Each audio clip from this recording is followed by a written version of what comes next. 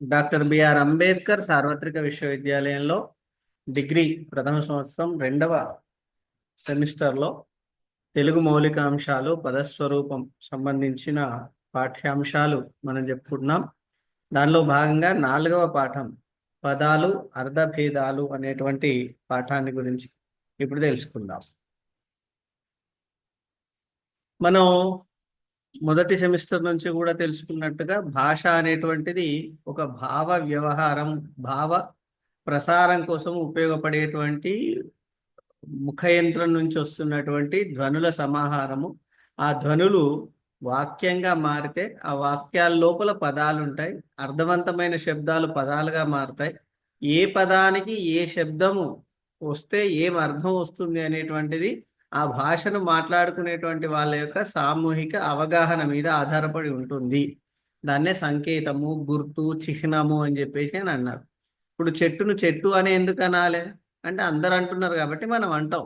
చెట్టు అనే పదానికి దాన్ని ఒక సింబల్ని వాడుతున్నారు కాబట్టి, దాన్ని ఒక గుర్తుగా వాడుతున్నారు కాబట్టి మనం కూడా దాన్నే గుర్తుగా వాడతాం. ఓకేనా? ఒక ఎగ్జాంపుల్ తీసుకుంటే అన్నం తిన్నావా అనే పదం అడిగినాం అనుకోండి. అంటే ఏమంటున్నట్టు నీవు అన్నం తిన్నావా అనేటువంటిది అర్థమవుతుంది. కానీ అంతే ఉంటుందా? ఎందుకు అన్నం తిన్నావా అని ఎందుకు అడుగుతున్నారు? దాంట్లో 2-3 రకాలుగా మనం అర్థం చేసుకోవచ్చు. అన్నం తిన్నావా అని ప్రేమగా అడిగిండు అనుకోండి, అయ్యో మరి 12 అవుతున్నది ఇంకా అన్నం తిన్నావా లేదా అని ప్రేమగా అడగడం అనేది ఒకటి. రెండోది, అన్నం తింటే మంచిది, నేను కూడా తినొస్తా అనేటువంటిది రెండో అర్థం. నేను కూడా తినొస్తా అనే పదం అక్కడ లేదు, కానీ దాన్ని అర్థం చేసుకుంటాం. తినలేదు అనుకోండి, మరి కలిసి తిందాము అనేటువంటిది ఇంకొక అర్థం వస్తుంది. అన్నం తిన్నావా అంటే నన్ను విడిచిపెట్టి తిన్నావా అనేటువంటిది ఇంకొక అర్థం వస్తుంది. అంటే ఒక పదం ఒకటే అయినప్పటికీ సందర్భాన్ని బట్టి, సమయాన్ని బట్టి మనకి అర్థాలు మారుతూ ఉంటాయి. ఇట్లా ఎందుకు మారుతాయి? అట్లా అర్థాలు మారడానికి ఏమేమి పరిస్థితులు ఉంటాయి అనేటువంటి విషయం మనం దీంట్లో తెలుసుకుందాం. ఉదాహరణకి రామకృష్ణులు వచ్చారు అని అందాం అనుకోండి. రామకృష్ణులు వచ్చారంటే రాముడేమో కృతయుగము, కృష్ణుడేమో ద్వాపర యుగము, ఎట్లా కలిసి వస్తారు అని అంటే అది అనుకున్నాడు కాదు. అక్కడ కృష్ణుడు పక్కకున్నాడు కాబట్టి రాముడు అంటే బలరాముడు అనేటువంటి విషయాన్ని గుర్తుపెట్టుకో. అంటే రాముడు కృష్ణుడు వేరు వేరు కాలాలకు సంబంధించినటువంటి వాళ్ళు కాబట్టి పక్క పక్కన ఉండే అవకాశం లేదు కాబట్టి వాళ్ళిద్దరు కలిసి రావడం అనేటువంటిది సాధ్యం కాదు కాబట్టి రామకృష్ణులు అన్నప్పుడు బలరామకృష్ణులు అనేటువంటిది మనం అర్థం చేసుకుంటాం. అంటే దీన్ని కాలాన్ని బట్టి అర్థం చేసుకున్నాం. అంటే సందర్భాన్ని బట్టి తిన్నవా అన్నావు అనుకోండి, అంటే ఇంత జల్ది తిన్నావా నువ్వు అని చెప్పడం. తిన్నవా అంటే అందరిని విడిచిపెట్టేసి తింటాం అని వెటకారంగా మాట్లాడడం. అంటే ఒక్కొక్క సమాజంలో, ఒక్కొక్క సందర్భంలో, ఒక్కొక్క కాలంలో మనం మాట్లాడేటువంటి తీరును బట్టి కూడా, వ్యక్తీకరణ విధానాన్ని బట్టి కూడా అర్థం మారిపోతుంది. తిన్నావా అంటే ఒక రకంగా ఉన్నాం, తిన్నావా అంటే ఇంకో రకంగా అర్థం అవుతుంది. అంటే తిన్నావా అంటే బాగా తిన్నావా అంటే ప్రేమ కాదు, దానిలో వెటకారం కనిపిస్తుంది అనేటువంటి విషయం తెలుస్తుంది. మరి పదం ఒకటే అయినప్పటికీ అర్థాలు ఎందుకు మారుతూ ఉంటాయి అనేటువంటిది మనం దీంట్లో ఈ పాఠంలో చెప్పుకున్నాం. దానికి ఎన్ని రకాలుగా మారుతాయి అనేటువంటిది కూడా ఈ పాఠంలో మనం చెప్పుకోబోతున్నాం. పదము అంటే మనం ఇందాకనే చెప్పుకున్నాము, అది ఒక ధ్వని చిహ్నము. ఈ ధ్వనికి, ఈ శబ్దానికి ఇదే అర్థం ఉండాలనేటువంటిది ఏ రూల్ ఏం లేదు, కానీ అదాన్ని అందరు తీసుకుంటున్నారు కాబట్టి మనం కూడా తీసుకుంటాం. కాబట్టి పదము అనేటువంటిది ధ్వని చిహ్నము. ఉదాహరణకి మనం తెలుగులో చెట్టు అని అంటాం, దాన్ని సంస్కృతంలో వృక్షము అని అంటారు, ఆంగ్లంలో ట్రీ అంటారు, హిందీలో పేడ్ అంటారు, తమిళంలో మరం అని చెప్పేసి అంటారు. అంటే ఆయా భాషల ప్రజలు ఆ పదార్థానికి, ఆ వస్తువుకు, ఆ స్థలానికి లేదా ఆ స్థితికి, ఆ అంశానికి ఆ పేరు పెట్టుకున్నారు. అందరూ అదే అర్థంలో వాడుతున్నారు కాబట్టి దానికి అదే అర్థంగా ఉన్నది. అంటే దానికి అందరూ కలిసి ఏ విషయాన్ని అయితే అవగాహన చేసుకుంటారో దాన్నే అర్థంగా స్వీకరించడం జరుగుతుంది అని చెప్పేసి అంటారు. అంటే ఎప్పుడైతే ఒక భాష వాళ్ళు ఒక పదానికి ఒక అర్థం ఉంది అని అనుకున్నారు అంటే వక్త, శ్రోత, ఎవరైతే చెప్తున్నారో అతన్ని వక్త అంటాము, ఎవరైతే వింటున్నారో అతన్ని శ్రోత అంటాము. ఈ వక్త, శ్రోత ఇద్దరు ఒకే భాషకు సంబంధించిన వాళ్ళైతేనే వాళ్ళకు ఆ పదం అర్థం. ఉదాహరణకు నేను మరం అన్నా అనుకోండి, మరం అంటే ఏంటి? అది తమిళంలో చెట్టు అని అర్థం, కానీ తమిళస్థుడికే అది అర్థమవుతుంది.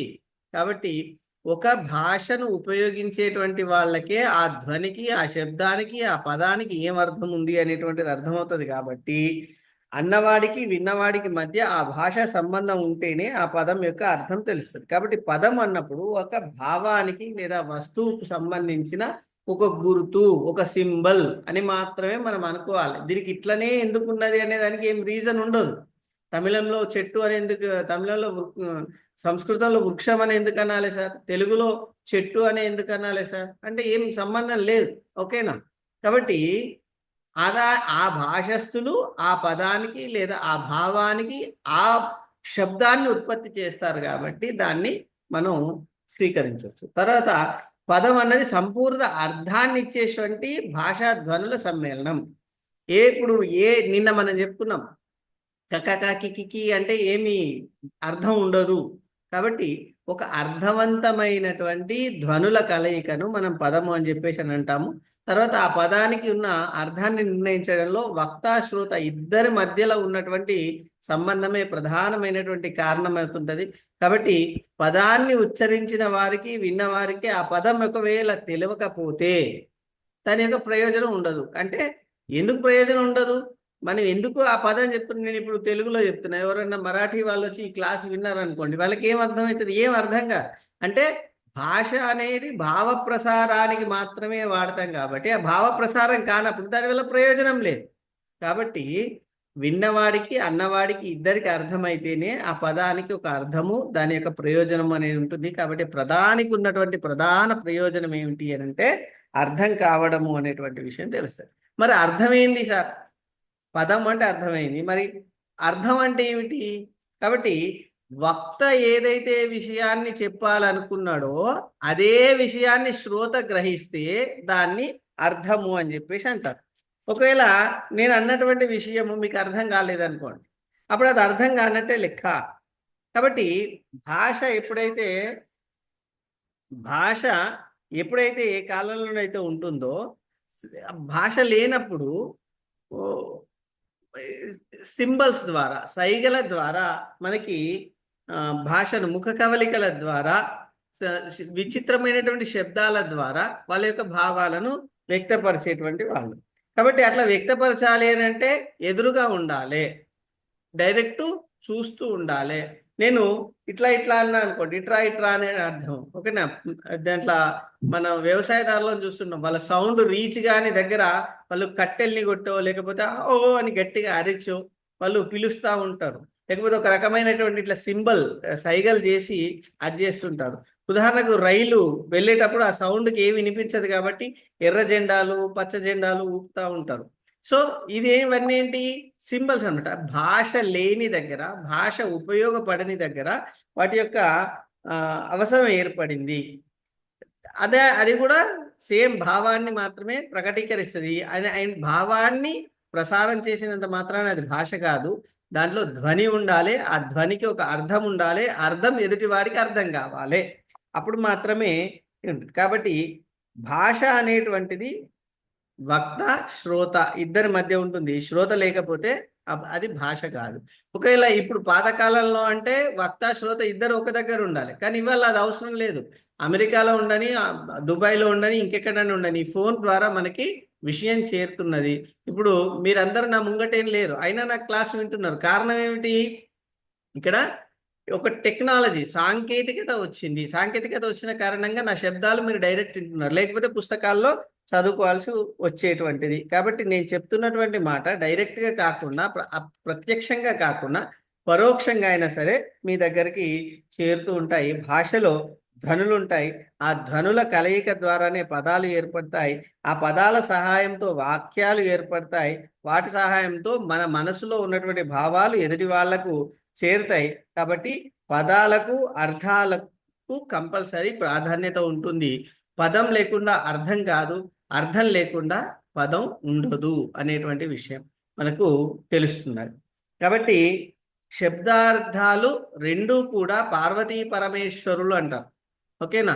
పార్వతీ పరమేశ్వరులు ఏ విధంగానైతే ఒకరిని విడిచి ఒకరు ఉండలేదో అట్లా శబ్దార్థాలు పార్వతీ పరమేశ్వరుల్లాగా ఈ ప్రపంచాన్ని పాలిస్తున్నారు అని చెప్పేసి మనకి భా భాషా శాస్త్రజ్ఞులు చెప్పినటువంటి విషయం.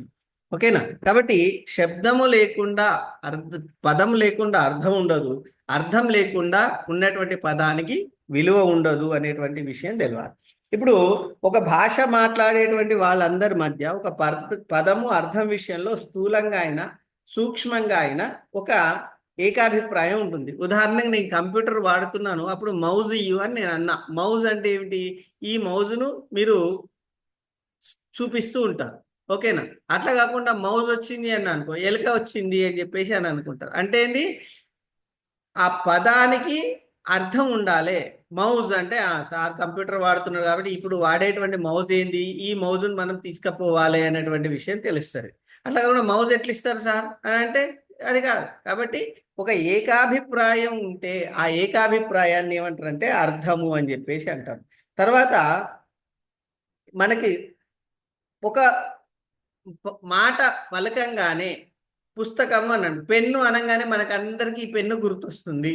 అంటే ఏంది? పెన్ను అనగానే మన మనసులో దీని విషయం స్ఫురణకు వస్తుంది. దాన్ని అర్ధ స్మృతి అని చెప్పేసి, అర్ధ స్మృతి అని చెప్పేసి అంటారు.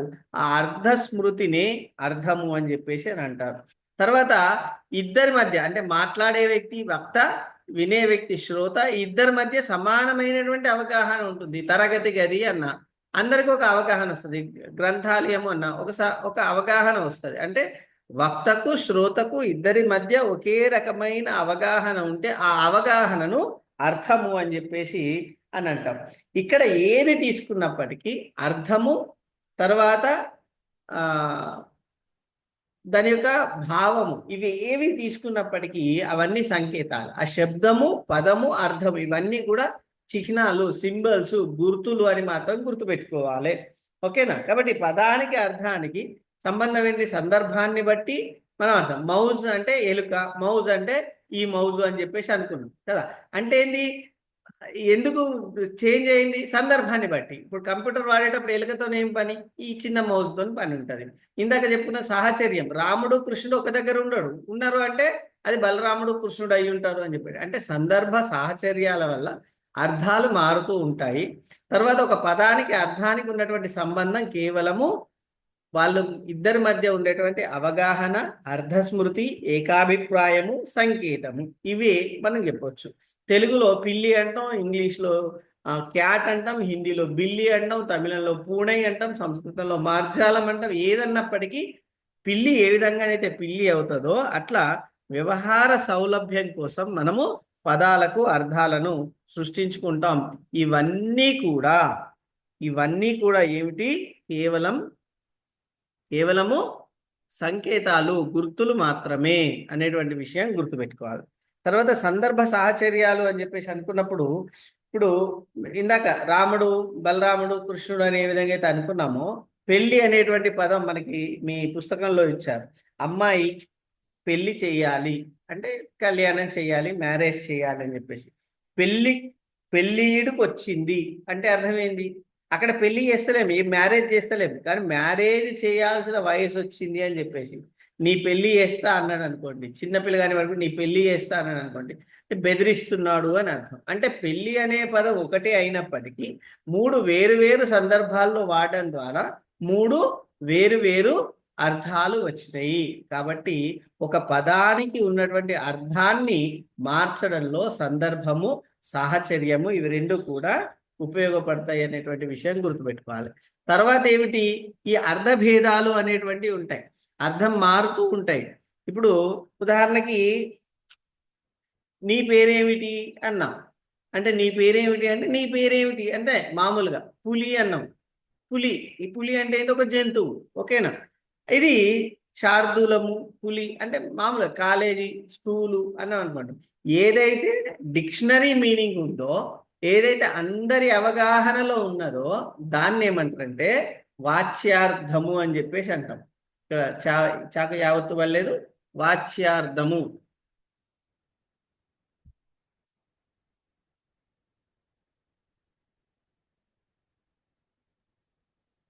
వాచ్యార్థము అంటారు. ఈ వాచ్యార్థాన్ని అభిధ అని చెప్పేసి పేరు పెట్టి పిలుస్తారు అలంకారికులు, అలంకార శాస్త్రంలో ఉన్నటువంటి వాళ్ళు.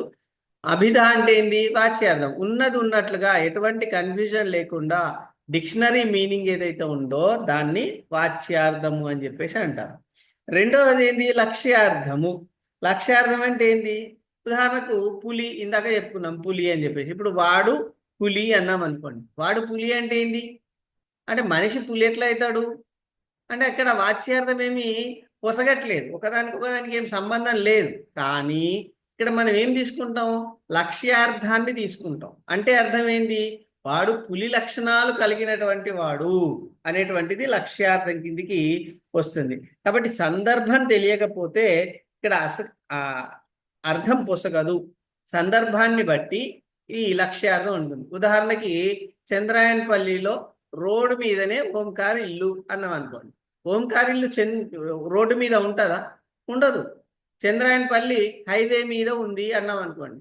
అంటే హైవే మీద చంద్రాయన్పల్లి ఉంటుందా? ఉండదు. అంటే హైవే పక్కకు చంద్రాయన్పల్లి అనే విలేజ్ ఉంది అని చెప్పేసి. ఓంకార ఇల్లు రోడ్డు మీద ఉంది అంటే రోడ్డు మీద ఏముండదు, రోడ్డుకు దగ్గరలో ఉంది, ఈజీగా సులభంగా చేరుకోవచ్చు అనేటువంటిది లక్ష్యాన్ని బట్టి మనం చెప్పుకుంటూ ఉంటాం. దీన్ని లక్ష్యార్థము అని చెప్పేసి అంటాం. ఇంకోటి వ్యంజన, దీన్ని వ్యంగ్యార్థము అంటాం. వ్యంగ్యం అంటే మామూలుగా ఇంగ్లీష్లో సెటైర్ అని చెప్పేసి అంటారు. ఈ సెటైర్ వేరు, వ్యంగ్యార్థం వేరు. ఉదాహరణకి ఇందాక చెప్పుకున్నటువంటి అర్థంలో రోడ్డు మీదనే ఇల్లు ఉంది అని అంటే అర్థం ఏంది? అక్కడ రోడ్డుకి సులభంగా వాళ్ళ ఇంటికి వెళ్ళొచ్చు అనేది ఒక అర్థం ఉన్నది. రోడ్డు మీద ఏదైతే గందరగోళం ఉంటుందో అట్లా ఊకే గందరగోళం ఉంటుంది, ఆ ఇంట్లో ప్రశాంతంగా ఉండలేరు అనేటువంటి ఇంకొక అర్థం ఉన్నది. ఇది మనం చెప్పలేము. ఇట్లా చెప్పలేని విషయాన్ని, అంతర్గతంగా అర్థం చేసుకోవాల్సినటువంటి విషయాన్ని వ్యంగ్యార్థము అని చెప్పేసి అంటారు.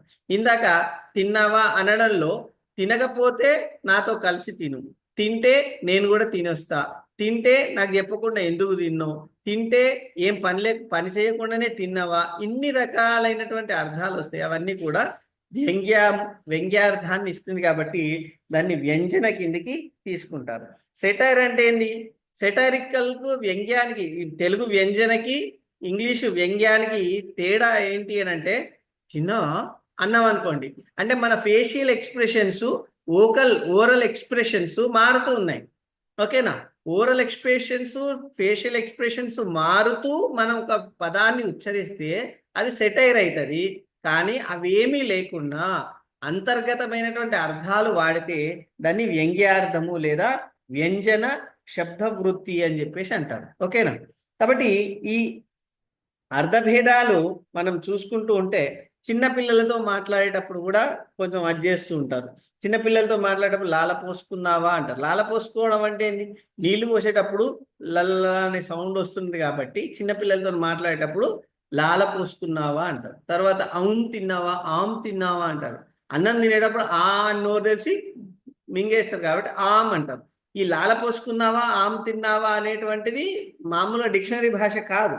అయినప్పటికీ దాన్ని అర్థం చేసుకోవడం కోసం ధ్వని స్వామ్యం కారణంగా వస్తుంది. అంటే అభిధ, లక్షణ, వ్యంజన మాత్రమే కాకుండా ధ్వని స్వామ్యము అనేటువంటిది ఇంకొక అర్థం ఉన్నది.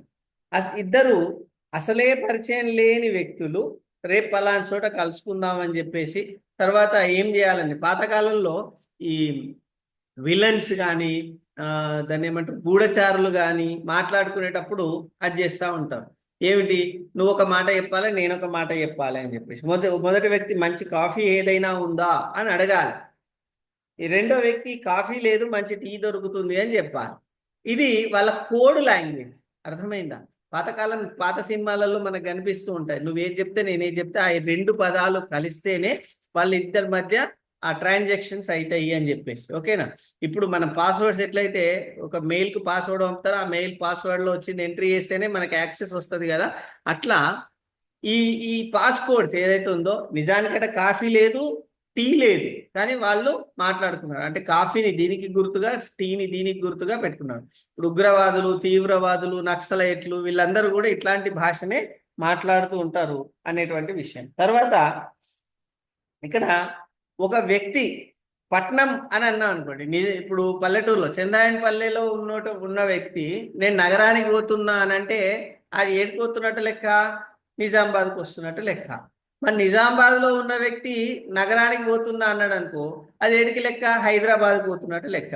మరి హైదరాబాద్లో ఉన్న వ్యక్తి నేను నగరానికి పోతున్నా అంటే ఢిల్లీకో ముంబైకో కలకత్తాకో పోతున్నట్టు లెక్క. అంటే ఆయా సందర్భాన్ని బట్టి ఆత్మాశ్రయాన్ని బట్టి మనకి అర్థాలు మారుతూ ఉంటాయి. ఇది మూడో రకం. తర్వాత వాళ్ళ యొక్క తాహతు బట్టి, ఓకేనా. తాహతును బట్టి అంటే ఏంది, ఒక పేదవాడు లేక 10వ తరగతి పిల్లగాడు పార్టీ చేసుకుందాంరా అన్నారు అనుకోండి, ఏం పార్టీ ఉంటుంది, ఇంత కూల్ డ్రింక్ తెచ్చుకొని 4 బిస్కెట్లు తెచ్చుకొని ఒక కేక్ తెచ్చుకొని చేసుకుంటే పార్టీ అయిపోతుంది. అదే ఇద్దరు డాక్టర్లు కలిసి పార్టీ చేసుకుందాం అనుకోండి, వాళ్ళ మధ్య వేరే ఉంటుంది. ఇద్దరు రాజకీయ నాయకులు పార్టీ చేసుకున్నారు అనుకోండి, వేరే ఉంటుంది. అర్థమైందా. నేను నీకు దావత్ ఇస్తున్నా అన్నా అనుకోండి, ఓ చిన్న వ్యక్తి దావత్ ఇస్తున్నాడు అంటే ఇంత పప్పు అన్నము ముద్ద వంకాయ కూర వండినా కూడా అది దావత్ అయిపోతుంది. అదే పెద్ద ఒక ముఖ్యమంత్రి దావత్ ఇచ్చిండు అనుకోండి, అప్పుడు ఏమవుతుంది, దాని ఎక్స్పెక్టేషన్స్ పెరుగుతూ ఉంటాయి. అంటే దీన్ని కూడా ఆత్మాశ్రయం బట్టి మనకు అర్థంలో మార్పు వస్తుంది అనేటువంటి విషయం. తర్వాత నోము, వ్రతము, పసుపు కుంకుమ, పూలు పండ్లు ఇట్లాంటి మాటలకు కూడా అర్థాలు మారుతూ ఉంటుంది. సంస్కృతిని బట్టి ఇవి మారుతూ ఉంటాయి. పూలు పండ్లు పెట్టిండ్రు అని అంటారు. పెళ్లి పిల్లకి పూలు పండ్లు పెట్టిండ్రు. పూలు పండ్లు పెట్టడం అంటే ఏంది, పదాలు పూలు పండ్లు పెట్టడమే, కానీ దాని మీనింగ్ ఏంది, ఎంగేజ్మెంట్ అయింది అని అర్థం, నిశ్చితార్థం అయింది అని అర్థం. అట్లా సంస్కృతికి సంబంధించినటువంటి పదాలు కూడా ఈ పదాలకు అర్థభేదాలు వచ్చేటువంటి అవకాశం ఉంది అని చెప్తున్నారు. నెక్స్ట్, ప్రతి పదానికి కూడా నానార్థాలు అనేటువంటివి ఉంటాయి. నానార్థాలు అంటే ఏమిటి, మనకి చిన్నప్పటి నుంచి కూడా మీరు చదువుకున్నప్పుడు 10వ తరగతి దాకా దాంట్లో పర్యాయ పదాలు నానార్థాలు బాగా కన్ఫ్యూజ్ చేస్తూ ఉంటాయి. అంటే ఏంది, నానార్థాలు అంటే ఏంది, ఒకే పదానికి అనేకమైనటువంటి అర్థాలు ఉంటే దాన్ని నానార్థాలు అని చెప్పేసి అంటారు. ఉదాహరణకు మనకి డిక్షనరీలలో కూడా ఇస్తూ ఉంటారు ఆరోపాలు అని చెప్పేసి. నానార్థాలకు సంబంధించినటువంటి ఆరోపాలు ఏముంటాయి, ఉదాహరణ మనకి మీ పుస్తకంలో ఇచ్చినటువంటిది శ్రీ అంటే లక్ష్మి, శ్రీ అంటే ఐశ్వర్యము, సంపద, వృద్ధి, అలంకారము, శోభ, సరస్వతి, పార్వతి, బుద్ధి, విషము, సాలెపురుగు, శ్రీకాళహస్తీశ్వర శతకంలో మనం చెప్పుకుంటాం. శ్రీ అంటే సాలెపురుగు, హస్తి అంటే ఏనుగు, శ్రీ కాలము అంటే సర్పము. ఈ మూడు ఒకటేసారి ఒకటే శివలింగం కోసం ప్రాణార్పణ చేసినాయి కాబట్టి శ్రీకాళహస్తి క్షేత్రం ఏర్పడింది. అక్కడనే కన్నప్ప కన్నును దానం చేసింది కాబట్టి శ్రీకాళహస్తి క్షేత్రంలో కన్నప్ప కూడా ఉన్నాడు అని చెప్పేసి అంటాం. కాబట్టి సాలెపురుగు అనేది కూడా మనకి వస్తుంది. శ్రీకంఠుడు అని శివుణ్ణి అంటాం. శ్రీకంఠుడు అంటే ఏంది, కంఠము లోపల విషము కలిగినటువంటి వాడు, విషాన్ని దాచుకున్నటువంటి వాడు అని చెప్పేసి అంటాం. శ్రీ అంటే గౌరవవాచకంగా వాడుతూ ఉంటాం. శ్రీ అంటే లక్ష్మి అని, కాబట్టి ఇట్లా మారేడు చెట్టు అని, కొన్ని పదాలకు ముందు వచ్చేదని, మంగళప్రదమైంది, గౌరవప్రదమైంది అని చెప్పేసి శ్రీని మనం వాడుతూ ఉంటాం. అట్లా వ్యవసాయం అంటే ప్రయత్నము, పరిశ్రమ, కృషి, పాటుపడుట ఇట్లాంటి పదాలు మనకు కనిపిస్తూ ఉంటాయి. అయితే ఇక్కడ చూడాల్సింది ఏంటి అని అంటే, ఇట్లా కొన్నే ఇచ్చిండ్రు, ఇట్లా కొన్ని వందల వేల పదాలు మనకు నానార్థాల కింద కనిపిస్తూ ఉంటాయి. ఓకేనా. కరము అంటే చేయి, కిరణము, తొండం, కప్పం, వడగండ్లు, అత్యంతం అని చెప్పేసి చెప్తూ ఉంటారు. ఇక్కడ ఇచ్చినే కాకుండా ఈ అర్థాలు రావడానికి కారణం ఏంటి అనేటువంటి విషయాలు గుర్తుపెట్టుకోవాలి. తర్వాత పర్యాయ పదాల గురించి చెప్పుకున్న తర్వాత మిగతా చెప్పుకుందాం. నానార్థాలకు పర్యాయ పదాలకు తేడా ఏమిటి అని అంటే, ఒక పదానికి అనేక అర్థాలు ఉంటే నానార్థాలు, అనేక అర్థాలు ఇచ్చేటువంటి ఒకే పదం ఉంటే దాన్ని నానార్థాలు అంటారు. అనేక పదాలు ఉంటాయి, అర్థం మాత్రం ఒకటే అనుకోండి, దాన్ని పర్యాయ పదాలు అంటారు. నానా అర్థాలు, ఒక పదానికి అనేక అర్థాలు, ఒక అర్థానికి అనేక పదాలు. డిఫరెన్స్ అర్థమైంది కదా.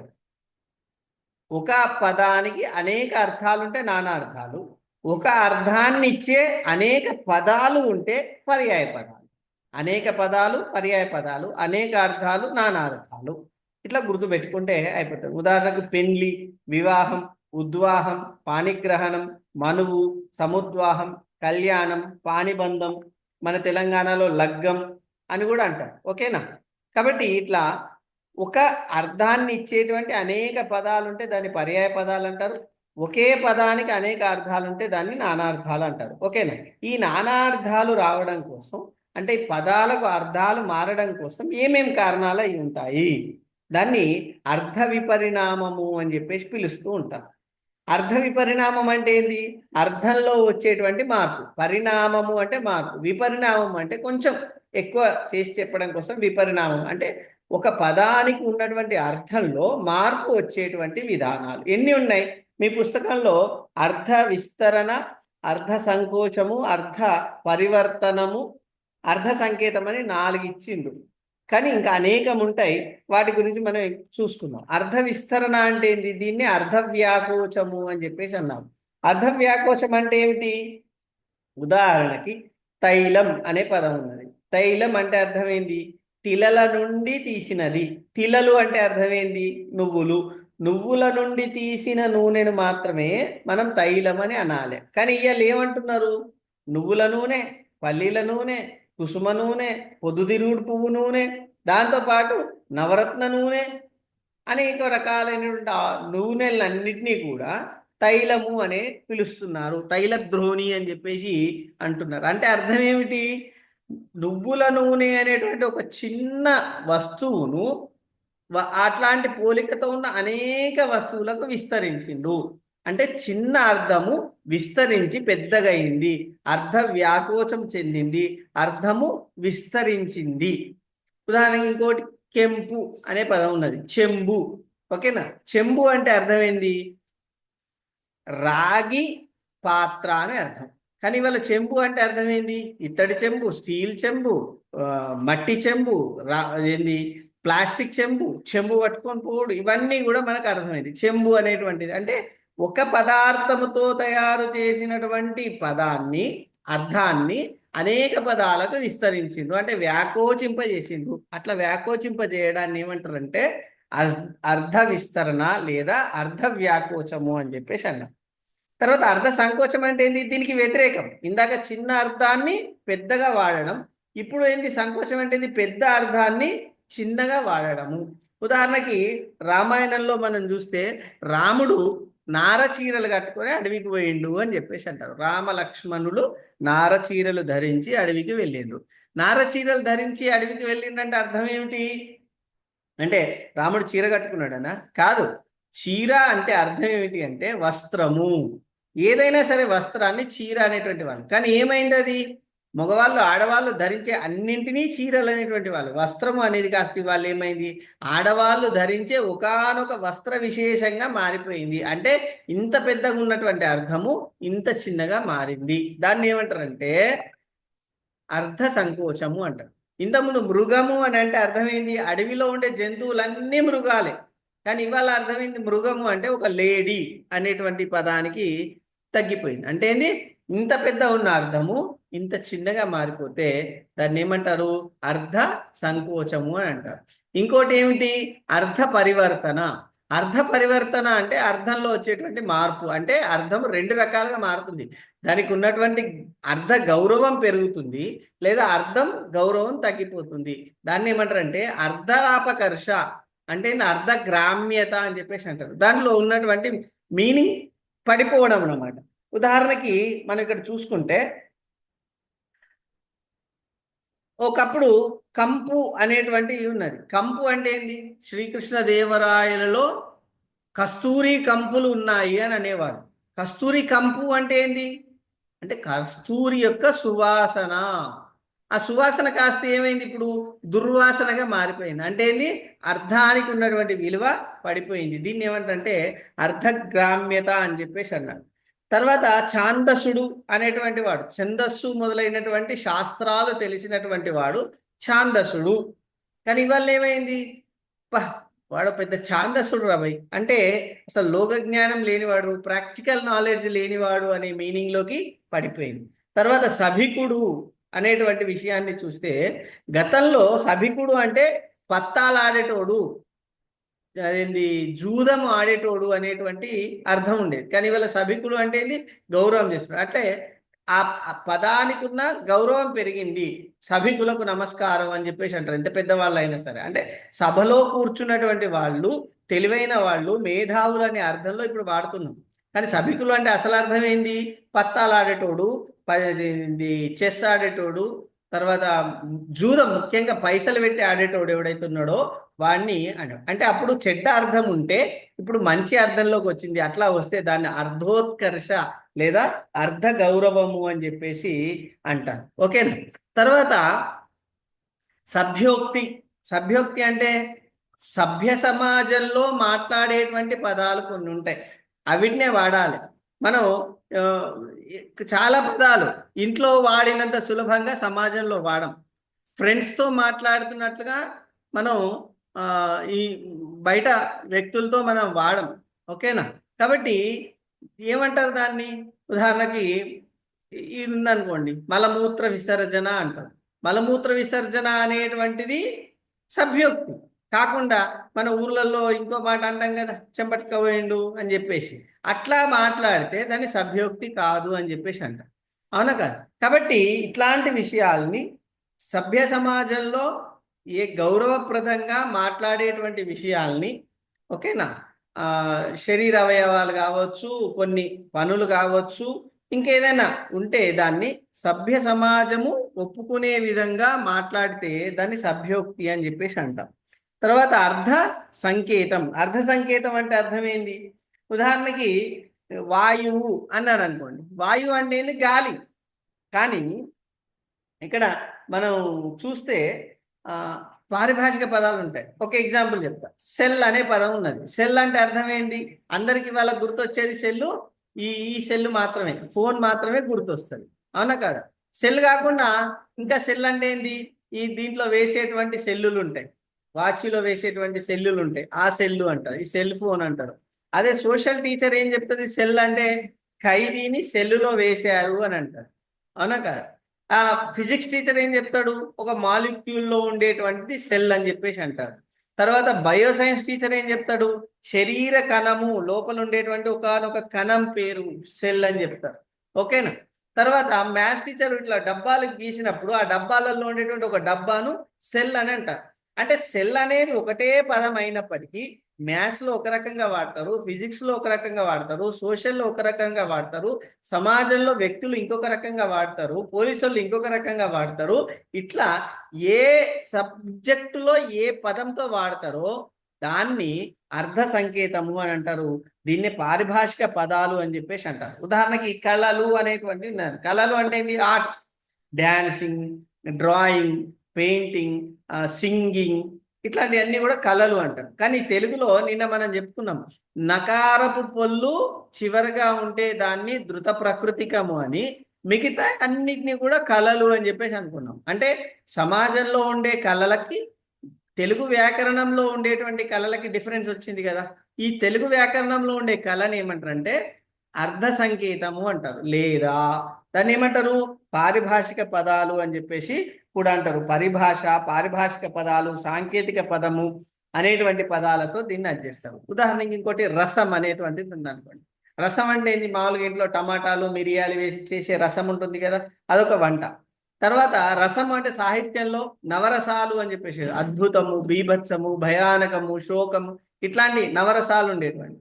అదే వేదాంత శాస్త్రాన్ని తీసుకుంటే రసము అని అంటే పరమాత్మ అనేటువంటి, బ్రహ్మ అనేటువంటి అర్థము కూడా మనకు వస్తుంది. కాబట్టి ఇక్కడ మనం చూసుకోవాల్సినటువంటి విషయాలు ఏమిటి అని అంటే, అర్థం మారేటప్పుడు దాంతోపాటు ఇంకా కొన్ని, అర్ధ వ్యాకోచము అంటే చిన్న అర్థము పెద్దగా మారడము, అర్ధ సంకోచం అంటే పెద్దగా ఉన్న అర్థము చిన్నగా మారడము, అర్ధ గౌరవం అంటే ఒకప్పుడు భూతు పదంగా ఉన్నది ఇప్పుడు దాన్ని గౌరవవాచకంగా వాడడము, అర్ధ గ్రామ్యత అంటే ఒకప్పుడు గౌరవ సూచకంగా ఉన్న పదము ఇప్పుడు భూతు పదంగా వాడడము, సభ్యోక్తి అంటే సమాజంలో చెప్పేటు, మృదుక్తి అంటే ఏంటి? ఉదాహరణకి ఎవరైనా చనిపోయింది అనుకోండి, ఎవరైనా చనిపోతే చచ్చిపోయిండు అని అంటారా? అనరు. ఏమంటారు? కైవల్యం పొందిండు, శివైక్యమైండు, పరమపదించిండు, పరలోక ప్రాప్తి జరిగింది అని చెప్పేసి అంటాం. అంటే చెప్పడం, చచ్చిపోయిండనే పదమే కానీ చెప్పడంలో ఉండేటువంటి మృదుక్తి. తర్వాత లక్ష్యార్థము అంటే ఏమిటి? ఇక్కడ మనం ఒక లక్ష్యాన్ని పెట్టుకొని అధ్యయనం. కేవల సాంకేతిక అర్థాలు అంటే ఏంటి? ఇందాక చెప్పిన పారిభాషిక పదాలు. వస్తు పరిణామము అంటే ఏంటి? లక్క పిడతలు అనేటువంటి ఒక పదం ఉన్నది. లక్క పిడతలు అంటే ఏంటి? చిన్న పిల్లలు ఇట్లా పట్టుకొని ఆడుతూ ఉంటారు కదా, అది పాతకాలంలో లక్కతో చేసేటువంటి వాళ్ళు. ఇవాళ ఏం చేస్తున్నారు? చెక్కతో చేసిన, ప్లాస్టిక్తో చేసిన వాటిని లక్క పిడతలనే అంటున్నారు. తర్వాత అలంకారిక ప్రయోగం, అలంకార శాస్త్రంలో ఉపయోగపడేటువంటి పదాలు ఏవైతే ఉన్నాయో వాటిని అలంకారిక ప్రయోగము అని చెప్పేసి అంటున్నారు. అలంకారిక ప్రయోగం అంటే ఏంటి? ఆమె రంభ, ఆమె ఊర్వశి, వాడు దేవేంద్రుడు, వాడు మన్మథుడు, ఇట్లా ఉపయోగించేటువంటి పదాలు ఉన్నాయి. అట్లా లోక నిరుక్తి, లోకంలో వాడేటువంటి పదాలని లోక నిరుక్తి అని చెప్పేసి అని అంటారు. కాబట్టి ఇక్కడ మనం చూడాల్సింది ఏంటంటే ఈ పదాలు అర్థాలు మారడం కోసం మొత్తం ప్రాసెస్ని అర్థ విపరిణామము అంటారు. దాంట్లో అనేక రకాలైనటువంటి స్టేజెస్ ఉంటాయి. ఇవే కాదు, ఇంకా ఇంకా రకరకాల స్టేజెస్ ఉంటాయి. దాని గురించి మీరు నెక్స్ట్ లిటరేచర్ క్లాసులలో మంచిగా తెలుసుకుంటారు.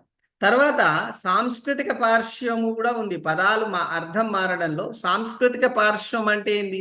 సాంస్కృతిక పార్శ్వం అంటే ఉదాహరణకు ఎవరు కానీ ఇంట్లో దీపం ఆరిపోయింది అన్నారు, ఏమంటారు? దీపం కొండెక్కింది అంటారు. ఊళ్ళల్లో కూడా గుండ్లు ఉంటాయి కదా, ఇట్లా వేసుకునే గుండ్లు తెగిపోయినాయి అన్నారు, ఏమంటారు? పెరిగింది అంటారు. పుస్తెల తాడు తెగిపోయింది అన్నారు, పుస్తెల తాడు పెరిగింది అంటారు. అంటే అర్థమైంది, అవిటిని